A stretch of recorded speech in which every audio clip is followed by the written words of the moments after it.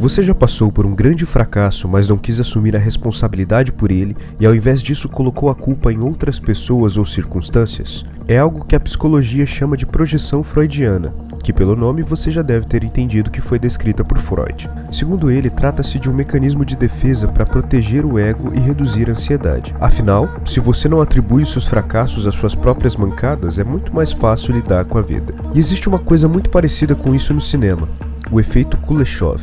Lev Kuleshov foi um cineasta soviético que acreditava tanto no poder da edição que dizia que duas tomadas, quando eram postas em sequência, assumiam um significado maior do que cada uma delas. Na prática, o Kuleshov demonstrou as suas ideias com o seguinte experimento. Ele filmou um ator com expressão aparentemente neutra e em seguida filmou 3 outras coisas: um prato de sopa, uma criança em um caixão e uma mulher deitada.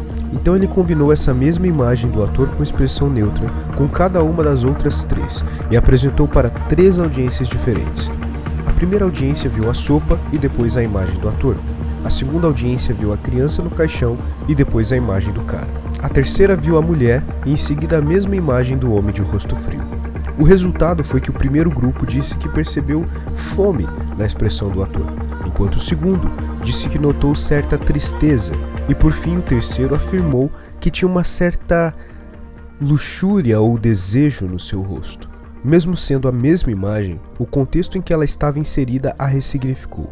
No caso, a edição sobrepujou a atuação. É claro que isso nem sempre acontece, mas às vezes quando você vê uma atuação esquisita em um filme, pode ser que o problema esteja na edição. Mas o que tudo isso tem a ver com A Chegada? Esse filme de 2016, dirigido pelo franco-canadense Denis Villeneuve, conta a história de Louise Banks, uma linguista que um belo dia é recrutada para intermediar as relações entre os humanos e uma espécie alienígena que acaba de chegar à Terra. O filme começa com uma sequência que mostra o nascimento e a morte prematura da filha da personagem. Aparentemente é um flashback, mas no final nós descobrimos que não é nada disso. Ao longo da história, Louise aprende a língua alienígena desses seres, que é diferente de tudo que já se viu entre culturas humanas. E ao conseguir isso, ela passa a pensar como os ETs, o que significa que ela, em termos práticos, ganha a habilidade de ver o futuro. Inclusive, o nascimento e a morte de sua futura filha. A questão é que, porque nós pensamos no tempo como uma coisa linear, essa primeira cena, como vem antes de tudo, é compreendida como a primeira parte da história, quando na verdade é a última. E porque nós a vimos no começo, o nosso olhar sobre a protagonista ao longo do filme é completamente diferente. Quando logo após isso nós vemos a personagem em seu ambiente de trabalho, atribuímos a ela toda a carga emocional que estaria sobre uma mulher que perdeu a filha prematuramente. Nós lemos uma tristeza e talvez até uma certa depressão na expressão dela, quando na verdade ela só está cansada e possivelmente de saco cheio de estar ali de novo. Esse é um grande exemplo do uso do efeito Kuleshov. A sequência inicial é a cena que contextualiza a performance da Amy Adams, que por sua vez representa o ator com expressão neutra do experimento. Quando Louise tem visões de sua filha, ela tem um certo tipo de reação. O que a atriz precisava fazer é transmitir uma sensação de confusão que não estivesse relacionada a emoções, já que até o terceiro ato do filme a personagem não sabia do que se tratavam as visões. A atuação não poderia ser explícita, precisava deixar espaço para a interpretação. É como a Mona Lisa. Que emoção ela demonstra? Contentamento, tédio, desejo, arrogância? Ou será que o brilhantismo de Da Vinci está justamente em conseguir pintar a inexpressão e deixar a nós o papel de inventar uma história para essa mulher? Foi tão difícil para Amy Adams, que também é mãe, conseguir conter o seu sentimento diante da perda da personagem que interpretava, que houve uma cena que o diretor precisou cortar da versão final do filme porque, segundo ele, Adams estava deixando vazar um pouco dessa tristeza e, portanto, entregando o final do filme. Por falar nisso, que grande performance dessa mulher, cara. Se nós olharmos essas imagens dos bastidores, perceba como enquanto eles gravavam o começo do filme ela tá toda brincalhona, mas quando estão gravando a cena em que ela finalmente descobre o seu destino, mesmo com as câmeras desligadas, parece que a atriz ainda está tão impactada quanto a personagem. E é claro, a edição tem um papel muito importante nesse filme. Nessa cena, um dos oficiais da operação questiona Louise e o Dr.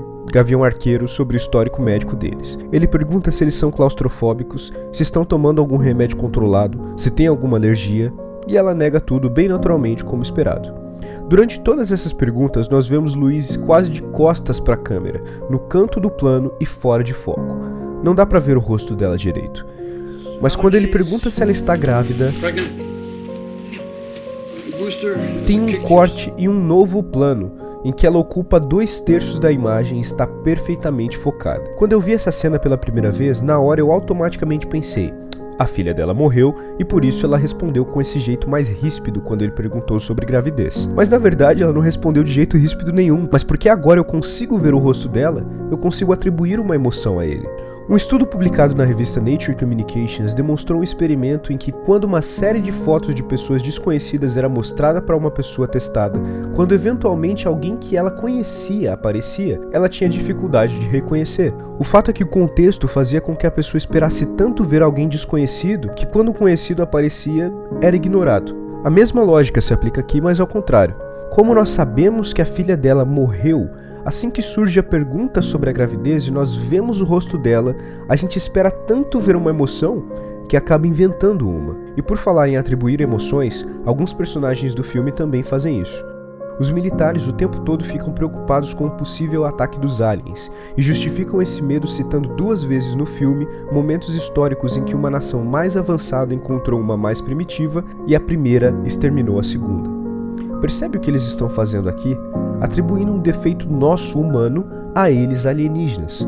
É a tal da projeção freudiana, colocar no outro uma culpa que é minha. E um dos problemas causados por esse mecanismo psicológico também é abordado no filme, um outro fenômeno da psicologia chamado profecia autorrealizável. Eles ficam dizendo tanto que vai haver um confronto com os alienígenas que esse confronto acaba acontecendo mesmo de uma outra forma. Do mesmo jeito que se você repete para uma criança que ela não sabe fazer as coisas direito, existe a possibilidade de ela deliberadamente não fazer nada direito mesmo porque já sabe que o esforço não é algo esperado dela. Do mesmo jeito que se você mostrar minorias sempre em posições sociais inferiores na TV e no cinema, as pessoas subconscientemente vão nutrir a ideia de que esse de fato é o lugar dessas pessoas. Talvez o melhor caminho não seja tentar atribuir uma imagem ou outra para determinado indivíduo ou grupo e, portanto, gerar expectativas que correspondam a essa imagem. Talvez o melhor seja fazer como a doutora Louise Banks em A Chegada e tentar entender como funciona o outro a partir do contato.